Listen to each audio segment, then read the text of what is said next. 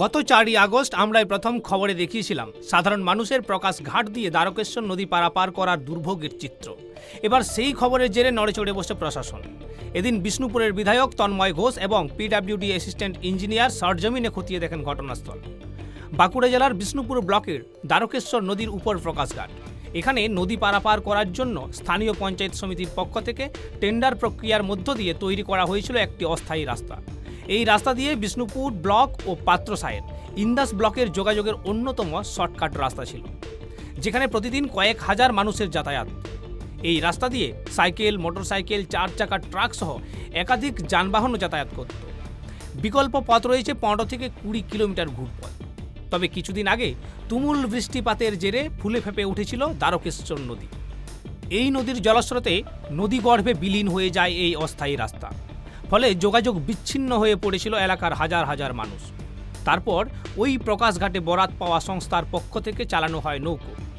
ওই গভীর জলের মধ্য দিয়ে প্রতিদিনই প্রায় কয়েক হাজার মানুষ জীবনের ঝুঁকি নিয়েই পারাপার করে।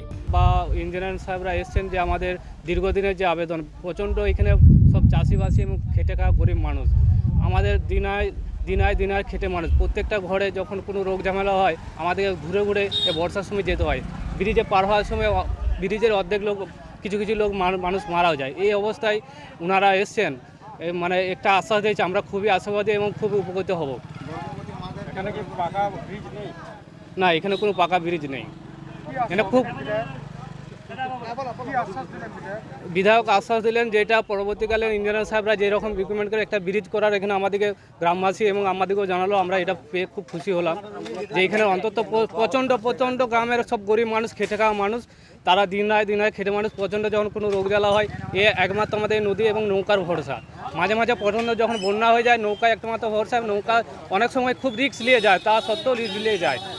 বিশেষ করে রাতে যদি কোনো সন্ধ্যের সময় কোনো গরিব মানুষের ঘরে কোনো রোগ জ্বালা বা বিপদ হয়ে যায় তখন খুব কষ্টের মধ্যে প্রায় 18 থেকে 20 কিলোমিটার দূরে বিষ্ণুপুর মহকুমা হসপিটালে ভর্তি করতে হয়। প্রকাশঘাট এলাকার মানুষ এবং পথ চলতি মানুষের দাবি ছিল সরকার যাতে এই প্রকাশঘাটের ওপর একটি কংক্রিটের পাকা সেতু তৈরি করে দেয়। মানুষের এই সমস্যার কথা আমরা প্রথম তুলে ধরি জনসমক্ষে। এরপর নড়ে চড়ে বসে প্রশাসন। এদিন প্রকাশঘাট সরজমিনে পরিদর্শন করেন বিষ্ণুপুরের বিধায়ক তন্ময় ঘোষ এবং পিডব্লিউডি অ্যাসিস্ট্যান্ট ইঞ্জিনিয়ার। এলাকার মানুষকে বিধায়ক আশ্বাস দেন আগামী দিনে এই ব্রিজ নির্মাণ করা হবে।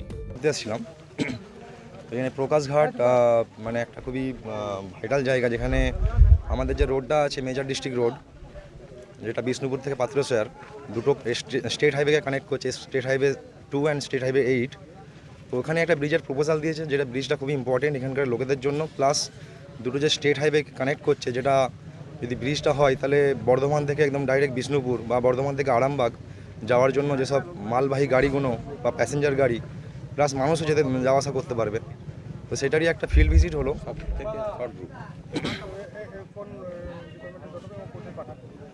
এরপরে আমরা রিপোর্ট করে আমাদের যে হায়ার অথরিটি আছে সেখানে পাঠাবো। সেখান থেকে তারপরে আবার হয়তো আমাদের হেড অফিস যেটা নবান্ন সেখানে যাবে।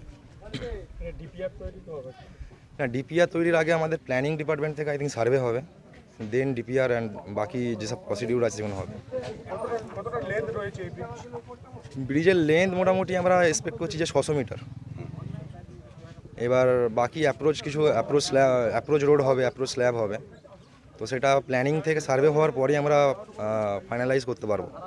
বাট অ্যাপ্রক্স যেটা আমরা ভিজিবল যেটা দেখতে পাচ্ছি সেটা হচ্ছে যে 600 মিটার ব্রিজের লেন্থ হবে। আমাদের পাত্রসায়ের ইন্দাস এদিকে হচ্ছে 11টা ব্লক, প্লাস এদিকে হচ্ছে আপনার বর্ধমানের সঙ্গে বিষ্ণুপুর একটা মেন একটা হচ্ছে কানেক্টার রোড হচ্ছে এইটা আমাদের অনেক দিনের দাবি, কিন্তু আমরা আজ পর্যন্ত ব্রিজটা আমরা করতে পারিনি। আজকে আমাদের এমএলএ সাহেব এসেছিলেন, আমাদেরকে আশ্বাস দিয়েছেন যে আমি এইটা মানে পজিটিভলি, আর কি ভেবেছেন উনি যে হ্যাঁ এখানে ব্রিজটা প্রয়োজন আছে, এই ব্রিজটা করতে হবে এখানে।